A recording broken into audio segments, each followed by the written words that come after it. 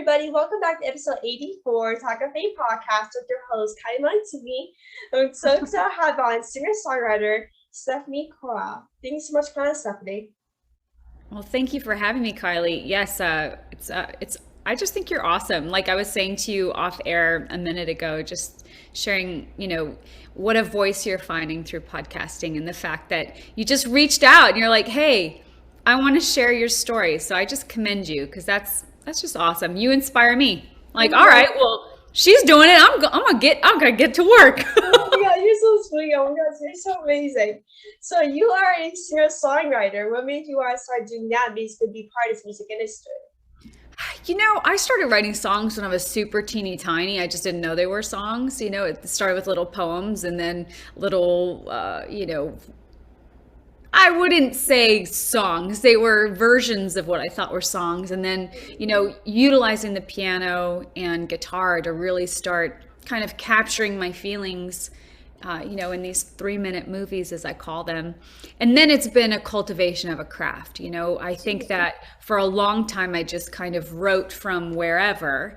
And then as I moved to Nashville and learned really the craft of songwriting, and that it all does begin with a song, I've navigated all these different waters, from writing to be on the radio, writing to target certain audiences, to just writing from my heart. So I think I've learned, and I'm finally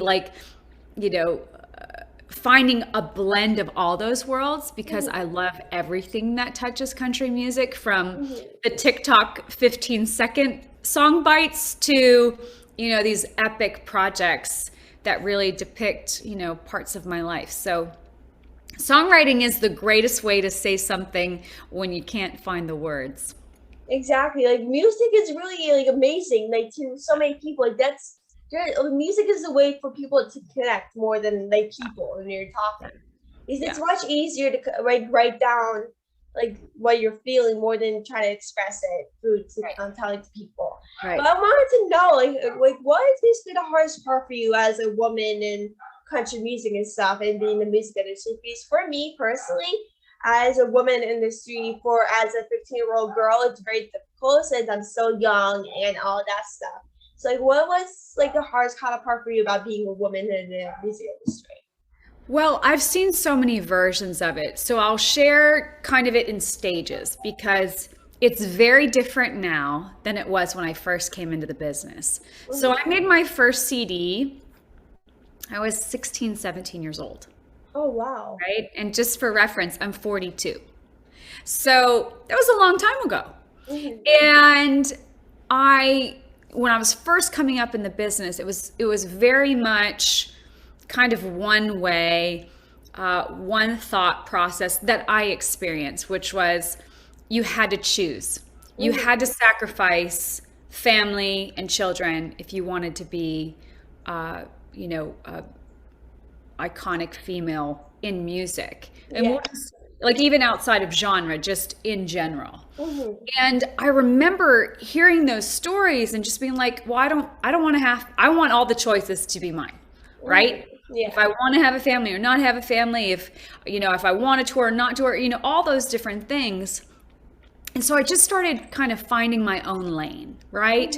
Instead of following others and, doing it like everyone else was, I was like, well, I'm just going to try to do this. I'll start my own label, and I'll just find a way so that at the end of the day, I'm the only one who can fire me. So that was kind of it was, and also when I moved to Nashville, I met a lot of young women that were in their early 20s, which, I wasn't when I moved to Nashville. I think I was in my early 30s at the time, or 30, 30.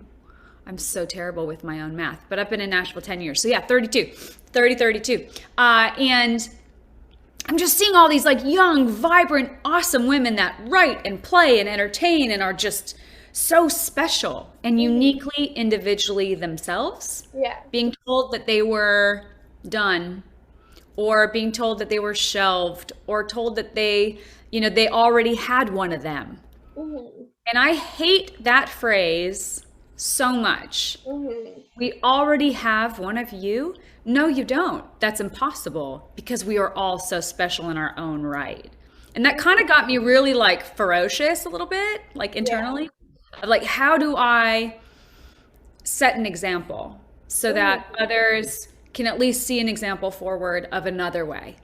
And if they do sign to a label and get shelved or dropped or whatever it is, that they don't quit themselves, even if everyone else quits you.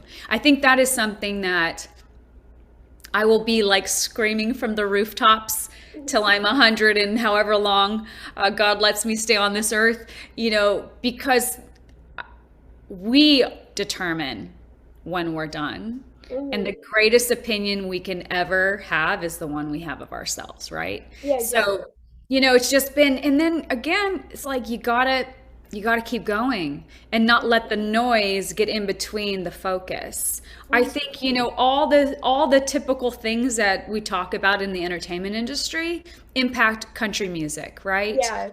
It's, I've talked to women that, who have had tremendous success and those that are up and coming and people in kind of my grouping. And, we all kind of go through the same thing. It's an incredible amount of hard work.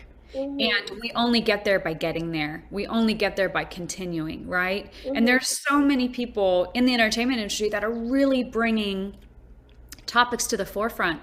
That it doesn't matter if you're a guy or a girl or whatever it's about is it great music.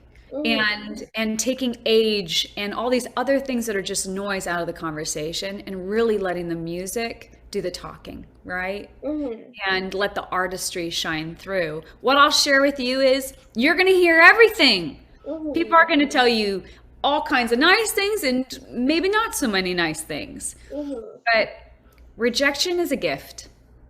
When people say no to you, it's a gift because it keeps that hunger honest. And the hunger of what's your true heart's desire? What's the thing you can't quit because it's in you?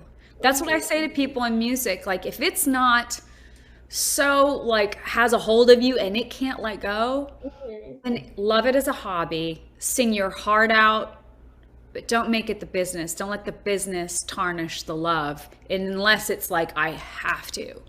And that's been a big revelation for me in so many different, ways of just really staying true to the art, staying true to the music, and let the business be the business. Exactly. Like for me personally, like as a 15-year-old girl, obviously, like I'm so young and trying to start out in the industry. And obviously, I'm working my butt off every single day trying to get more known. And obviously, as for everyone, I'm continually working my ass off to get more work done and try to do a lot of things. And my parents are like, Kylie, you need a break. Like you need to actually like live your life and like have fun and use your childhood to like hang out with friends and all those things. And I'm like, I can do that too, but these opportunities don't come a lot. Well, here's what I'll share. I think what you just touched upon is probably the most important part of our entire conversation, is that I lived in the future and completely missed out on the present because I was trying to get somewhere versus being where I was. And I hope for your sake, for you, if I could just like hug you right now and promise you that you will get to everything that your heart's desires, your dreams, all that. Live your life so you have something to share with the rest of us. It'll all be there. You have all the time in the world. Make it count so much. Enjoy your friends, those memories. There are things that I would miss family events because I didn't want to miss out on the work. I would miss moments because I was so afraid that if I took time for myself, to take care of myself, to take care of my family, to experience those memories and moments, that I would miss out on something in my business. And what I actually missed out on was the most important thing that I'll never be able to get back.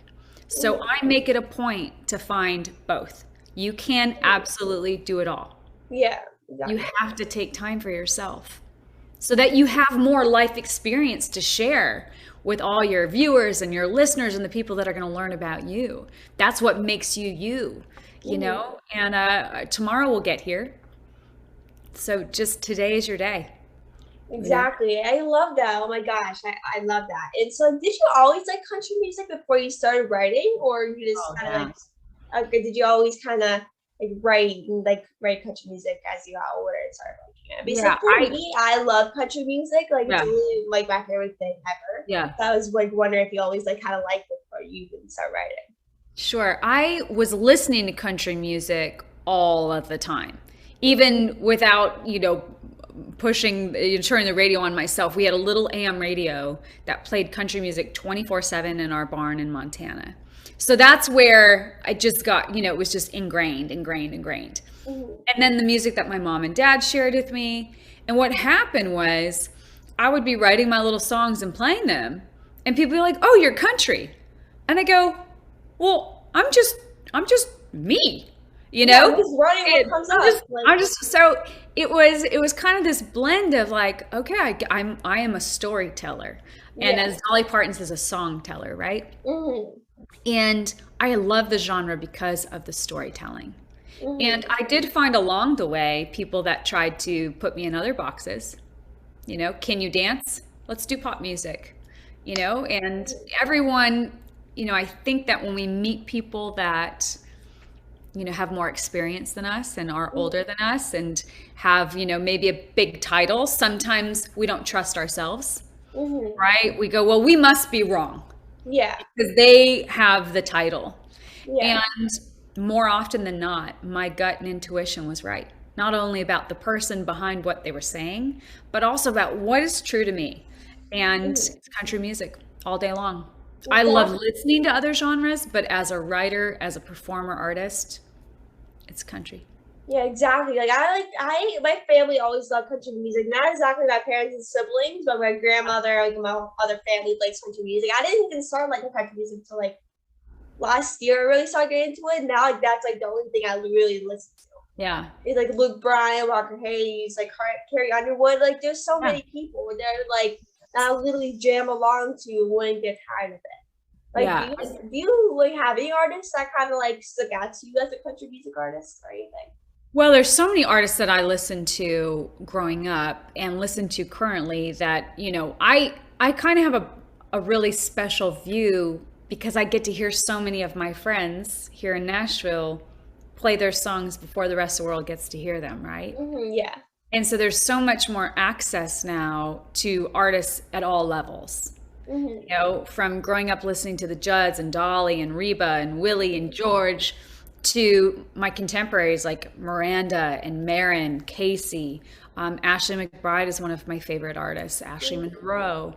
And there's Lainey Wilson. I mean, it's like, there's so many. Yeah. Carly Pierce, and Mickey Guyton. So when I think back to I was first coming up on radio, and it's like 2016, 2017, 2018, 2019. I was on the road for almost 5 years, and at radio, and just kind of just staying the course. Now seeing so many more females get those opportunities at radio, it just makes me really excited for that.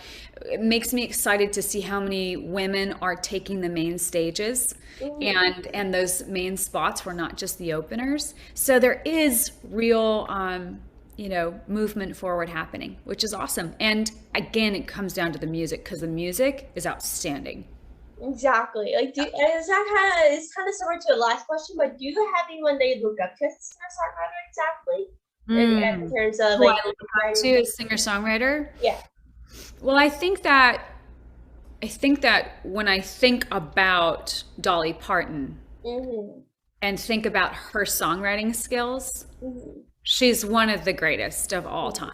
Exactly. She really is. Also, Taylor Swift. Mm-hmm. I have found myself, I got introduced to her through a colleague, her music. I have not met her yet, but I can't wait.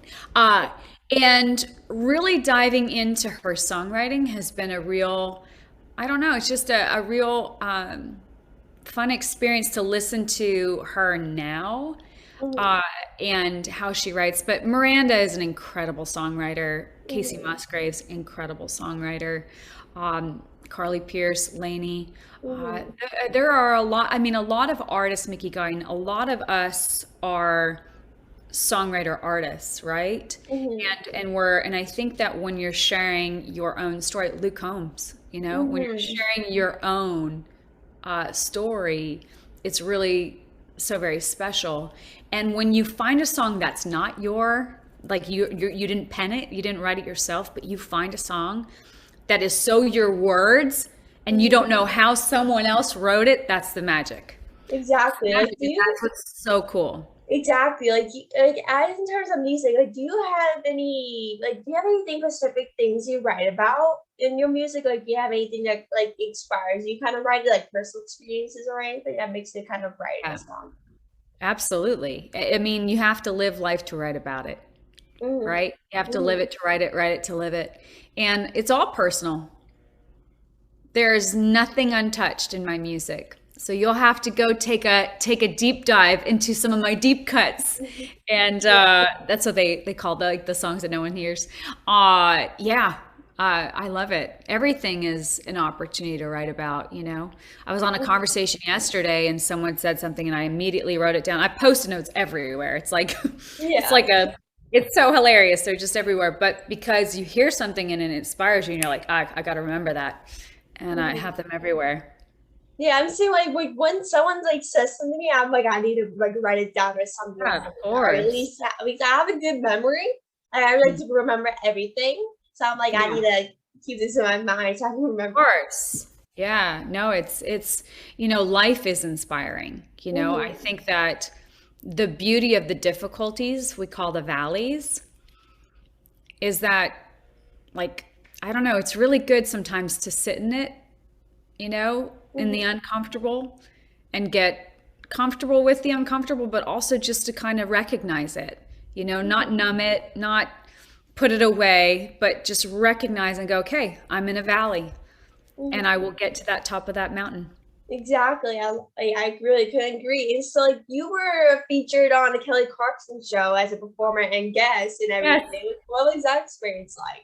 Oh my gosh. Well, that was the Definitely like changing coolest. everything. I mean, she's amazing. Talk Mm-hmm. about like a songwriter, voice, human, incredible. Mm-hmm. It was during COVID, and it was from we zoomed in, and it was just so cool. She was so kind and gracious, and to be able to share what I do on that national platform is, global platform is extraordinary. Mm-hmm. And what you see is what you get with her. Like she is Mm-hmm. truly that awesome. Mm-hmm. Like she really is. Like if you see someone like her that's really doing it all, because there's not a lot of people that do like a talk show. She's also like a singer songwriter. She also what I don't know if she is, but she was on The Voice as Oh yeah, well. yeah, of It's course. like I mean, she really does it all. Like she works on so many things that you yeah. never see her complain in Well, front I of think too is it's a reminder that it's possible, someone. Mm-hmm. right? Yeah. So impossible, just change it to I'm possible. Mm-hmm, exactly. And so you recently actually came out with an album called Stephanie Quayle, the album. What was your basically your inspiration or the meaning behind the album? Well, so I wanted this to be self-titled because it didn't it usually when I title an album, it's something that it'll hit me, but for this one particularly, it was such a dynamic and challenging time, Mm-hmm. 2020 and 2021, just navigating all the challenges that came with everything that we were all dealing with. Yeah. And you know, Stephanie Quayle is very much a find a way kind of girl. Yeah. Yeah. And we were able to find a way. We were Mm-hmm. able to find a way to make this album through, everyone being in their separate studios and zooming in or virtualing in or whatever it took, we found a way. Mm-hmm. And so that really set the stage for what comes next. And it's a love story. It's a love story to my husband, my family, to myself, giving myself the space to go to the next chapter, and Mm-hmm. to the fans. The flock of quail, they've been with me a really long time, Mm-hmm. and their dedication I want to always meet and give them everything I got. And so I'm really excited for where I'm headed musically, and I'm also just really grateful to be right here with you right now. Mhm. And in my mind going, I get to sing this week. I get to do what I love. And what a Exactly. reminder.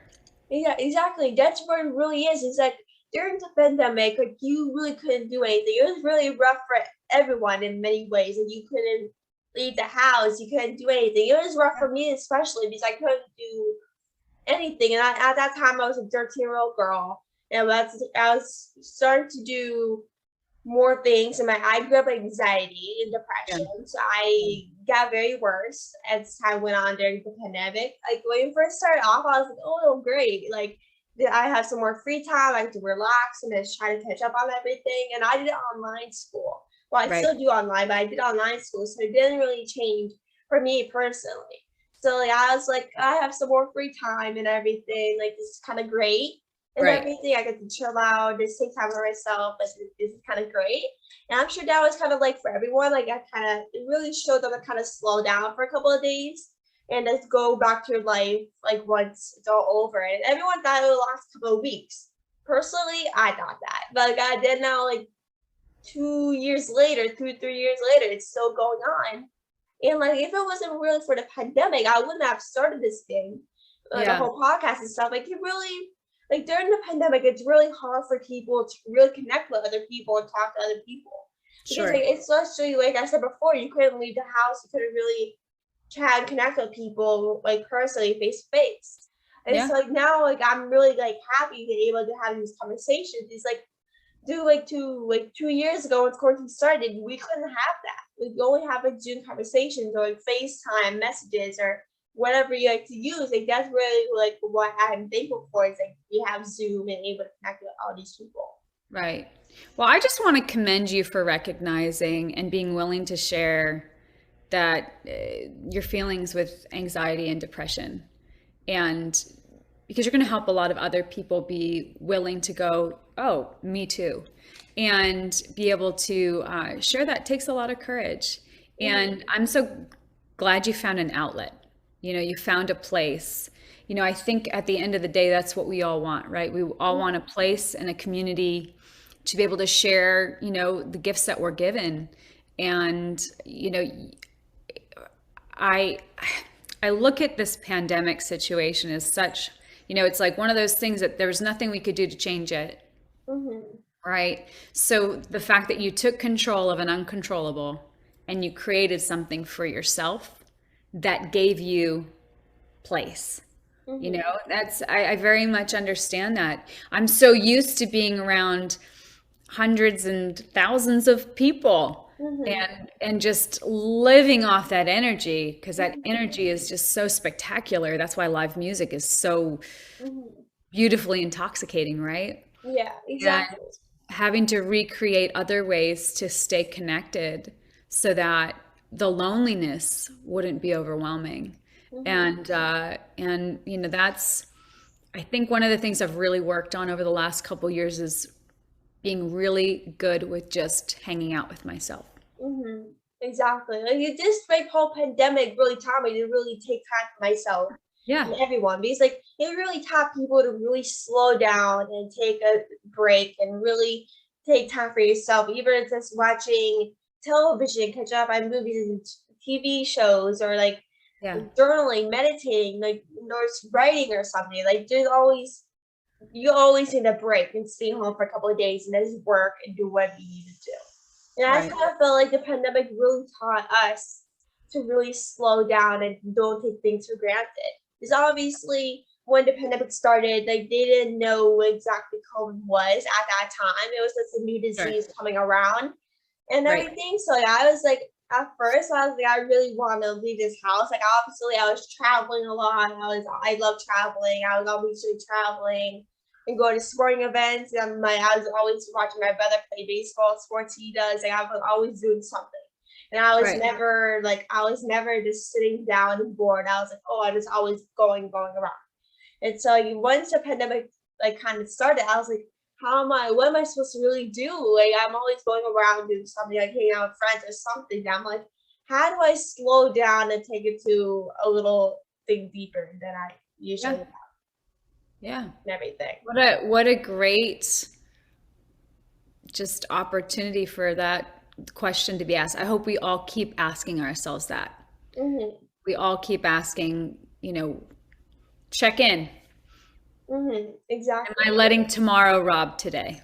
Exactly. And so like actually CMT tapped you as part of the new Next Woman of the Country franchise. Like how were you kind of feeling about being part of that kind of franchise by CMT and everything? Because I think you said before we even started airing that you go perform for CMT, right? Or something like that. Yeah, no, it's incredible to be, in that group of women, to be part of that. Just it's extraordinary, and it's a responsibility, right? Mm-hmm. I look at it like, okay, how can I continue to walk on the roads already paved by other extraordinary women in country music and continue to like help, right? Mm-hmm. Am I living honestly and sharing that forward?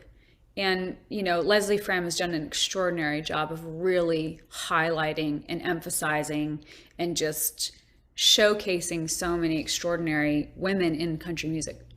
Mm-hmm. Exactly. Are you performing for them this week or something you said before or The something like that? CMA music festivals Oh this week. yeah, that's Yeah. right. That's right. Where is that based? Like you said, Nashville. It's all over Nashville. It's like Nashville becomes, I mean, it already is country music, Mm-hmm. but you can't walk anywhere without hearing, in a lot of cases, like my friends who I've grown up with, playing their hearts out and singing, and Mm-hmm. it's everywhere. And then, you've got the major artists at the stadium, and then there's all these stages everywhere, and it's awesome. Mm-hmm. So It really I is. go both as a performer and a fan every time. Oh my god, I love that. Like I literally died to go to like Nashville because I feel like that's a place for me since I love country music Yeah. and everything. I feel like every time I see someone playing country music, I'm like, I gotta stay here. This is like my place. You'll get here. Exactly. There's always a day, there's always a time. It's a matter of You'll when get here. and everything works out. And so I guess we kind of turn back to like your album and everything. Like, do you have a song that kind of meant the most to you, kind of stick out to you the most on your album that you recently came out On the current album, I think the song that's probably the most rattling in an unexpected, beautiful way is Light My Way. And I did not write that song. When I first got pitched that song, I was reluctant because of the line, uh, you know, may the bridges that I burn light my way. I've, with? built my whole career on my, reputation and my character and my integrity and, always doing things the best way possible. Mm-hmm. But that last line in the song, may the bridges that I burn be the lessons that I learn. Mm-hmm. That's that's where it changed for me. And at the time that I recorded it, I didn't know what the next, year was going to look like. And that song has been a bit of a prophecy. Not burning bridges to hurt anyone, never. But having to make hard choices and decisions about moving my business forward, about moving myself forward, Mm-hmm. and being really honest, even if it wasn't the thing that the other person wanted to hear. Mm-hmm. And that song has been one of those songs that's just really, it's lighting my way. I And love that. it's very exciting to now look at it from the lens that I have currently and where I'm headed. Oh my god, I love that. It's so awesome. So the final question is, what is some advice to like younger generations or people that are like kind of starting out in the music industry that kind of would like to become like a big successful like singer songwriter one day? Right. Man, well, I think we touched on it earlier, but just reiterating, it's all in between your ears. Mm-hmm. So if you can control this, you can control your destiny. Mm-hmm. Exactly. You can find what is like beyond a dream. It has to be beyond fame. It has to be beyond money, celebrity. I get all that. That's part of, when things are successful in any business, right? Right. There's a lot of that stuff that comes with it. And ready for the failures. I would say that write your story, share your story, be your most authentic self. Don't chase moving targets. I think that if you're chasing a moving target, you're already behind. And I think that when you're just in your own self and going, okay, what do I have to say? What do I have to share? I think that's such a powerful statement. And if you're not a songwriter, then find the songs that make you soar. When it's just you in your room and you're singing at the top of your lungs, like, what is that song? And break it down and find out why. If it's a lyric, if it's a melody, if it's a moment, if it's a mood, if it's a minor chord that just makes you go, oh, I have to have more of that, whatever that is. And I think that trust your gut. The business is the business for a reason, and you have to have both to be in the music business, right? Exactly. So kind of creating that firewall of when I'm creating. And when I'm in business, I'm in business. And both matter very much, but no one messes with the creative. Like the creative has to be its own. And then we figure out, okay, can we do something with it, right? And that's just part of it. But, it's a marathon, not a sprint. And, sometimes people rise quickly and sometimes it's a slow burn. And I think when it's your heart, it doesn't matter when. It's just a matter of, this is going to, because I love it, right? Yeah, exactly. So really allowing time to be your best friend and not your enemy. Exactly. There's always someone that really connects with a song, no matter if it's just the beat of the song or the lyric or something. There's always a song that you really connect to. Like, there are like a million songs I can easily play right now and just would never get bored of it. And that's really for everyone. Even if it's like a Luke Bryan song or Ariana Grande song or something, like you just basically jam out to it, keep replaying it, and you never get bored. Never. Shania Twain for me. Like I can, like you can put her on repeat. Miranda's song Bluebird, like I could listen to that a gajillion times. Casey Musgrave's song, Space Cow, Slow Burn's one of my favorites of hers. Yeah, I like a man. I feel like a woman. I love it.